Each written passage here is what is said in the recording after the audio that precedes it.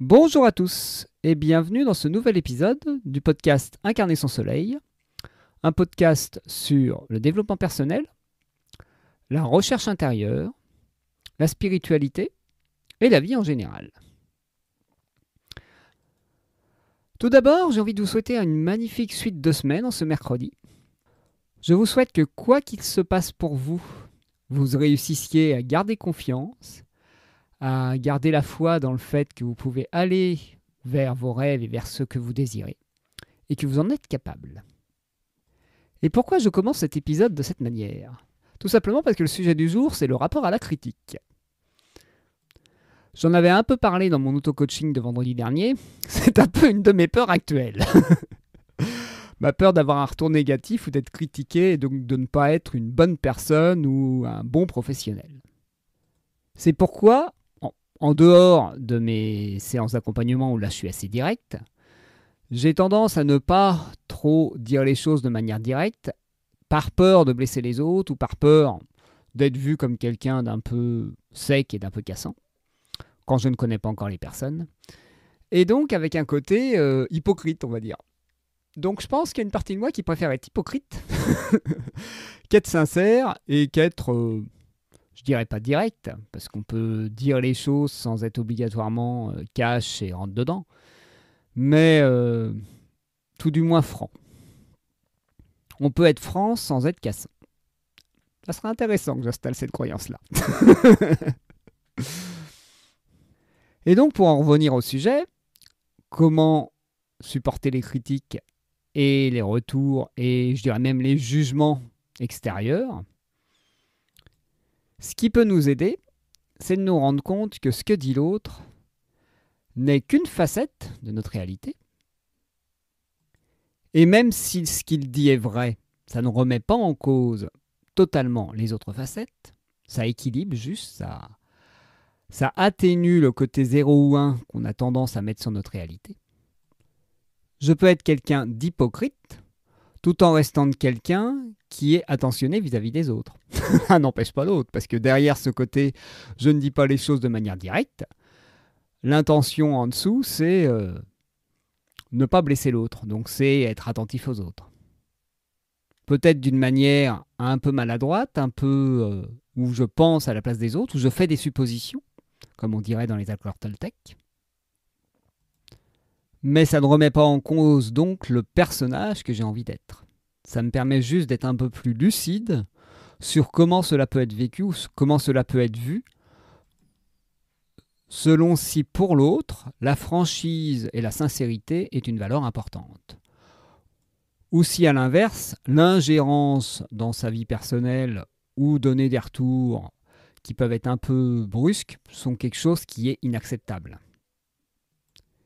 Et en disant ça, je me rends compte que ma tendance à ne pas vouloir dire les choses directement aux autres, c'est que moi j'ai aussi une tendance à être un peu susceptible et à pas aimer qu'on me dise les choses sans que je les ai demandées.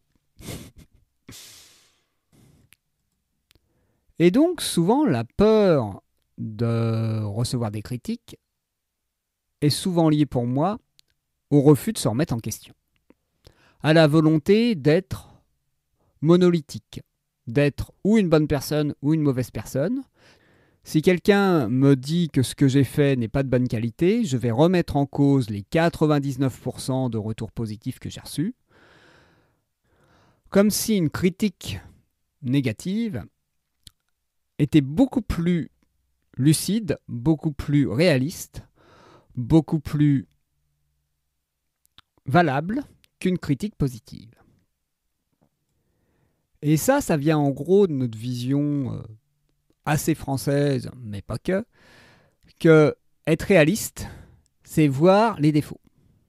C'est pas voir le positif, c'est voir les défauts. Et donc, si quelqu'un nous montre des défauts, c'est qu'il est plus réaliste que les autres étaient un peu, gentils, voulaient nous caresser dans le sens du poil, et donc que leurs remarques, leurs critiques positives ne sont pas à prendre en compte, qu'elles ont moins de valeur et qu'elles sont moins pertinentes. Comme si, pour améliorer nos résultats, il ne fallait prendre en compte que nos défauts et pas nos qualités. Ces qualités, en effet, ne nous servent à rien pour atteindre nos objectifs, bien sûr. C'est pas grâce à elles qu'on arrive à avoir une vie qui nous correspond, avoir une vie qui nous plaît et avoir des performances plus élevées que celles des autres grâce à celles-ci. Non, non, les qualités ne servent à rien. C'est juste en améliorant nos défauts qu'on va réussir à avoir de meilleurs résultats. Oui, oui, bien sûr, tout ce que je disais précédemment était de l'ironie, vous avez bien compris. Et donc, pourquoi donne-t-on autant d'importance aux critiques négatives? Ou même aux critiques positives, mais qu'on n'arrive pas à accueillir, et donc qui nous font grogner, qui nous font remettre des choses en cause, etc. Ça peut être lié à plusieurs choses, à une faible estime de soi, qui entraîne un besoin quasi quotidien et quasi perpétuel de feedback positif et de reconnaissance extérieure de sa valeur. En gros, le système de l'élève qui attend une note pour savoir si ce qu'il a fait était bien et qui n'a pas appris à s'auto-évaluer. Une des autres possibilités, c'est d'être accro au problème et d'être accro au fait de se considérer nul, de se considérer pas suffisant. En gros, une quête de perfectionnisme, d'idéal. Et donc, dès qu'on a quelqu'un qui dit « Ah, t'es pas encore comme il faut », ah, ça génère d'une certaine manière une certaine jouissance morbide. Et une autre possibilité, c'est quelqu'un qui, sous prétexte aussi de la quête de l'idéal, veut, à l'inverse, être toujours validé. Et donc veut toujours que l'extérieur lui montre qu'il est une bonne personne. Et donc qui est dans une vision illusoire de la réalité, c'est-à-dire la réussite, c'est réussir à 100%. Être performant, c'est réussir tout le temps. Avec ce raisonnement-là, il y aurait beaucoup de sportifs de haut niveau qui auraient abandonné. Car oui, Michael Jordan, il avait peut-être de très bons résultats pour lancer des paniers, mais il a fait beaucoup d'échecs avant, beaucoup d'erreurs, et il en avait encore certains qui loupaient. Pour moi, dans ces différentes façons de recevoir les critiques, il y a un facteur commun. Le facteur commun, c'est de donner plus d'importance au retour extérieur qu'à sa propre validation. Et de faire plus confiance donc à la parole des autres qu'à son ressenti. Exemple concret, je me trouve pas trop mauvais en cuisine. Il y a des fois où je suis très content du résultat de certains plats. Et si je suis très content de ce résultat, si l'autre me fait une critique négative, je ne vais pas trop la prendre en compte parce que j'ai confiance dans mes capacités à cuisiner. Et que je considère, avec le temps, j'ai considéré que ce qui était le plus important, c'est de me faire plaisir en cuisinant. Et que le résultat me plaise, et que si ça ne plaît pas à l'autre, c'est qu'il n'a peut-être pas les mêmes goûts que moi. Et ça ne remet pas obligatoirement en cause le plat que j'ai cuisiné. Juste qu'on a des goûts différents. Quelqu'un peut aimer le sucré salé, quelqu'un non. Quelqu'un peut aimer les épices, quelqu'un non. Et donc, on peut avoir des préférences différentes. Et autant pour la cuisine, ça je l'ai intégré, je l'ai compris. Autant pour le côté accompagnement, j'ai encore une tendance à vouloir être passe-partout, à vouloir être adapté à tout le monde, et donc à ne pas vouloir me spécialiser, je dirais, considérer que j'ai des personnes qui sont plus adaptées à ma manière de fonctionner que d'autres. En gros, qu'il y a des personnes qui considèrent que je sale trop, et d'autres que l'assaisonnement est parfait dans mes accompagnements. Et donc, sous prétexte que quelqu'un peut avoir des goûts différents des miens dans qu'est-ce qui est adapté pour un accompagnement, et qu'est-ce qui est, je dirais, facultatif ou même optionnel ou même anecdotique, je m'interdis de proposer mes services au monde et à des inconnus en général, parce que je ne sais pas s'ils ont les mêmes goûts que moi. C'est un raisonnement un peu ridicule. Pour garder la transposition au monde culinaire, au monde de la restauration, imaginons qu'un restaurateur veuille être ouvert à tous les publics, que tout le monde puisse venir manger chez lui, quel que soit leur train de vie, leur revenu financier, et que tout le monde puisse être intéressé par manger sa cuisine. Ça limite beaucoup les possibilités, que ce soit au niveau des plats à proposer, et que ce soit au niveau de la qualité des ingrédients utilisés. Et donc, ça force à faire un grand écart entre ce qu'on veut au fond et s'adapter à l'extérieur. Et c'est là que je voulais en venir. Est-ce qu'on peut être assez sûr de soi pour affirmer au monde ses désirs, ce qu'on a envie de proposer, ce qu'on a envie d'offrir, sans avoir besoin que tout le monde soit d'accord avec nous? Car de toute façon, si on crée quelque chose qui nous est personnel, c'est quelque chose qui est obligatoirement un peu nouveau, un peu différent. Et donc qui ne sera pas consensuel. On aura normalement les 3 avis. Pour, neutre et contre. Et c'est pas parce qu'il y a les 3 avis que ça veut dire qu'on n'a pas réussi. On ne pourra jamais avoir 100% de pour. Même une pizzeria qui plaît globalement à tout le monde ne plaira pas à tout le monde. Parce qu'on n'a pas tous les mêmes valeurs, pas tous les mêmes goûts, pas tous les mêmes priorités. Et il y en a qui mettront une priorité sur le côté financier, d'autres sur le côté qualité de produits, d'autres sur le côté cadre. Et donc, ça implique des offres différentes.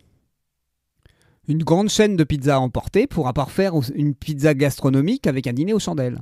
C'est pas possible. Et donc, à vouloir contenter tout le monde, on en finit parfois à ne contenter personne. Et dans le domaine professionnel, c'est un peu le côté du généraliste, qui veut être accessible à tout le monde, mais qui finalement ne répond pas totalement aux exigences de ses clients. Par exemple, pour les médecins généralistes, qui envoient souvent leurs clients vers des spécialistes, ça peut donner l'impression à certaines personnes qui ne sont pas des experts et donc qu'ils ne sont pas très compétents. Alors qu'ils ont fait des études très longues et qu'ils ont une compétence qui n'est pas à remettre en cause. Et c'est en faisant fi des critiques que certains artistes se sont autorisés à sortir des cadres et à faire des choses qui sont tellement nouvelles qu'elles ont créé des nouveaux courants. Donc, est-ce que vous pouvez passer outre les critiques, vous autoriser à être vous-même, et ainsi proposer votre originalité et qui vous êtes au monde, ce qui vous permettra d'être plus heureux et d'être plus affirmé. Car en étant perpétuellement à se poser la question comment un tel ou un tel va recevoir ce que je dis, ce que je fais ou ce que je vais proposer, on est dans le perpétuel doute et c'est un peu dur de passer à l'action. Et on finit souvent par faire un pas en avant, un pas en arrière, et c'est loin d'être satisfaisant pour l'affirmation de soi et pour l'estime de soi, ce qui crée un certain cercle vicieux. Parce que plus on a une estime de soi faible, plus on va chercher les retours extérieurs, et moins on va s'autoriser à s'affirmer. Alors ce que je vous proposerais, c'est d'essayer d'accepter les critiques, de les voir juste comme des retours d'une autre vision du monde, d'une autre vision de ce qui est bien, ou aussi un miroir de vos croyances personnelles, mais ça, le miroir de l'autre, j'en parlerai plus tard. Et d'avoir aussi la posture où ça ne remet pas du tout en cause ce que vous avez fait. Ça vous invite juste ou à le réévaluer, ou à vous affirmer encore plus dans le fait que c'est ce que vous voulez être ou proposer. Car plus vous vous centrerez sur vous pour savoir si ce que vous faites est juste, plus vous serez stable face aux critiques, plus vous serez affirmé dans votre positionnement, et plus ce sera confortable pour vous. Alors reprenez le pouvoir sur vos choix, reprenez le pouvoir de juger vous-même de vos réalisations, de vos positionnements et de vos actions, tout en prenant en compte les retours extérieurs, mais sans leur donner une place prédominante dans vos vies. Une phrase que je trouve bien utile pour ça, c'est le 5e accord Toltec. C'est « Soyez sceptiques, mais apprenez à écouter ». Et pour le rapport aux critiques, je trouve ça pas mal. Parce que ça permet de rester perméable à l'extérieur, tout en restant centré sur soi. Car il n'y a que vous qui puissiez évaluer si ce que vous vivez est ce que vous voulez, ce qui est juste pour vous, ce qui vous fait du bien, ce qui vous rend heureux. Et ce n'est pas la vie extérieure qui vous fera ressentir le contraire. Alors sur ce, je vous souhaite une très belle affirmation de vous, une très belle exploration de ce que peut vous apporter le fait d'être fier de vous-même et fier de vos choix et de ce que vous exprimez face au monde. Et je vous dis à très bientôt, soit par mail à l'adresse pierre@incarnersunsoleil.fr pour tout retour, commentaire, question ou demande de rendez-vous, soit sur les réseaux sociaux, soit dans le prochain épisode. Je vous souhaite une très belle journée.